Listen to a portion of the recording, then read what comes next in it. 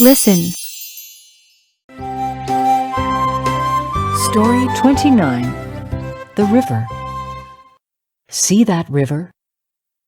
Do you know where it's coming from? From the mountains far away.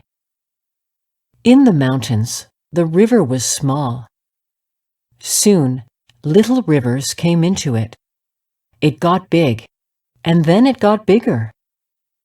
Where is the river going? To the sea far away. Fish live in this river. Kids swim in it. It is filled with many living things. Many living things call this river home. Home sweet home. Read aloud.